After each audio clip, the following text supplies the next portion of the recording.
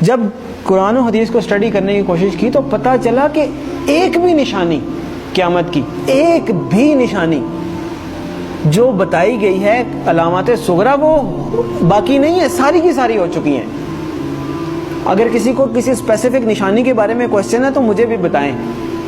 اول تو مطلب جو میں نے اسٹڈی کیا ہے مجھے تو تقریباً سب ہی ملی ہیں۔ تو ایک دن ایک صاحب کہنے لگے آپ تو کہہ رہے ہیں ساری ہو گئی ہیں، پیلے جھنڈے نہیں کہیں سے نکلے۔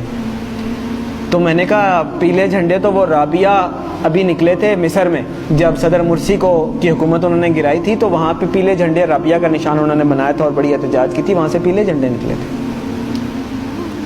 پھر ایک اور صاحب کہنے لگے کہ دخان نہیں آئی جی، دھواں ہوگا جو زمین کو اپنی لپیٹ میں لے لے گا۔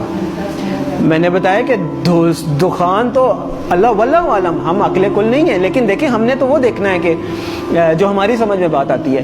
آج سے 7-8 سال پہلے ہم بھی اسی پنجاب میں رہتے ہیں، اسی دنیا میں رہتے ہیں، دھند ضرور ہوتی تھی، دھواں بھی ہوتا تھا، دھواں اسموگ نہیں ہوتا تھا کہ وہ پورے لپیٹ میں لے لیتا ہے۔ دھواں تو ایسے ہوتا ہے نا دور سے نظر آئے، دخان ایسا ہے کہ یخشى الناس، قرآن میں اللہ نے فرمایا یوم تأتی السماء بدخان مبین یخشى الناس ھذا عذاب علیم، وہ بھی پورا ہو گیا۔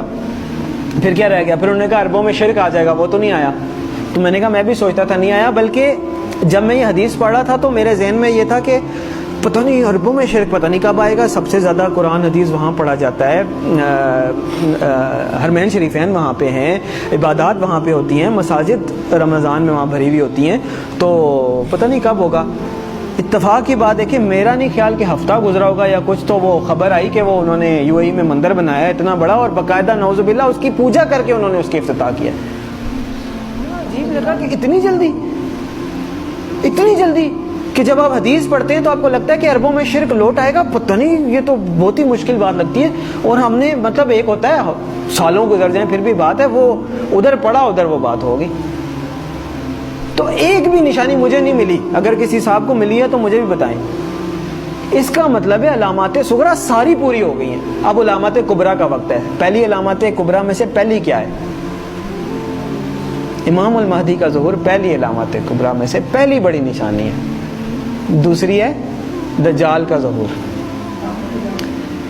تیسری ہے حضرت عیسیٰ علیہ السلام کا حضرت عیسیٰ علیہ السلام کا آسمان سے آنا واپس، چوتھی ہے یاجوج ماجوج۔ 4 یہ نشانیاں ہیں قیامت کی علامات کبریٰ۔ پھر 2 اور نشانیاں ہیں، سورج کا مغرب سے نکلنا اور دعوت الارض کا نکلنا۔ کیٹیگرائزیشن یہ حدیث میں نہیں ہے کہ 4 نشانیاں یا 5 ہیں، ویسے بتایا گیا ہے، اس کو پھر علماء نے اپنے حساب سے، جیسے میں نے پہلے آپ کو بتائی دخان ہو گیا یا مختلف رابعہ ہو گئے، پہلی پیلے جھنڈے ہو گئے، یہ وہ ان کو علامات صغریٰ کہا گیا ہے، چھوٹی نشانیاں، اور یہ جو ابھی میں نے 4 آپ کو گنوائی ہیں نا علامات کبریٰ کے طور پہ کیٹیگرائز کیا گیا ہے۔ لیکن یہ جو باقی 2 ہیں میں ان کو علامات کبریٰ میں کیٹیگرائز نہیں کرتا، میری اپنی ایک کیٹیگرائزیشن ہے۔ کیوں؟ اس لیے کہ آپ صلی اللہ علیہ وسلم نے فرمایا کہ جب دعوت الارض نکل آئے یا سورج مغرب سے نکل آئے پھر کسی کی توبہ قبول نہیں ہے، جو ہے جیسے ہے ویسے ہے، کوئی نیک ہے بد ہے، کافر ہے مسلمان ہے، پھر کسی کی توبہ قبول نہیں ہے۔ اس کا مطلب یہ ہے کہ یہ جو 2 نشانی ہیں یہ قیامت قائم ہونے کے واقعات ہیں، وہ تو ایک قسم کی قائم ہو گئی نا قیامت۔ تو جو نشانی تو وہ ہے کہ آپ الرٹ ہے، نشانی ہے بھائی آنے والی ہے، تیار ہو جائیں۔ تو جب آ گئی تو پھر تو نہ توبہ ہے نہ کچھ ہے، پھر تو نشانی نہ ہوئی، پھر تو ہو ہی گئی۔ جب توبہ ہی نہیں قبول، اس کے بعد آپ کوئی چینج ہی نہیں، ایکسیپٹنس۔ تو اس لیے 4 نشانیاں قیامت قائم ہونے کی ہیں، اس وقت تک پھر بھی چانس ہوگا، ایون دجال کے آنے کے بعد بھی چانس ہوگا اگر کوئی توبہ کرتا ہے، اللہ توفیق دیتا ہے۔ حضرت عیسیٰ علیہ السلام دنیا میں آتے ہیں، چانس ہے، یاجوج ماجوج آتے ہیں، چانس ہے۔ لیکن اس کے بعد دعوت الارض نکل آیا یا سورج مغرب سے نکل آیا، پھر ختم۔ تو علامات صغریٰ ساری پوری ہو گئی، علامات کبریٰ کا وقت۔ اور علامات کبریٰ میں سب سے پہلے امام المہدی کا ظہور ہے۔ اور میرے بھائیوں، میرے پاس مطلب وہ اذان دینے والی بات ہے کہ وہ مؤذن اذان دیتا ہے نا، وہ کبھی کوئی 1-2 بندے آتے ہیں، کبھی کوئی بھی نہیں آتا۔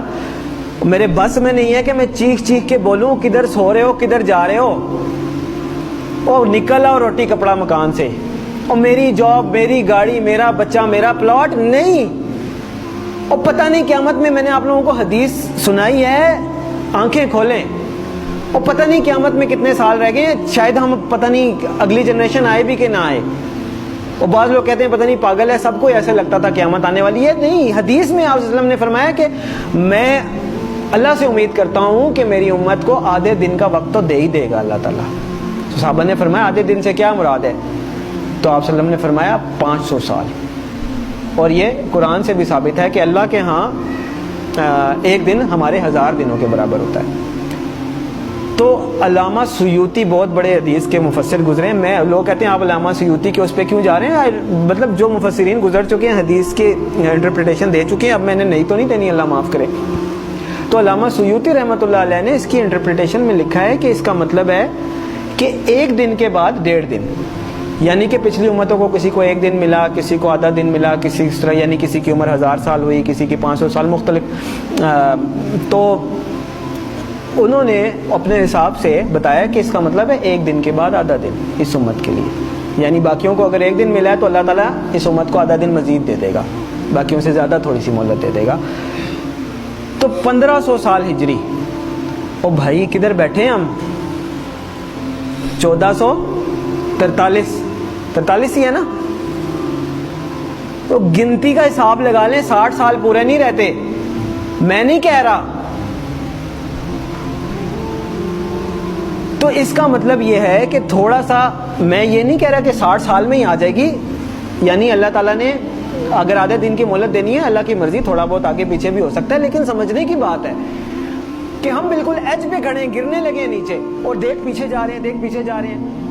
وہ کہتے ہیں نا کہ سامان 100 برس کا پل کی خبر نہیں.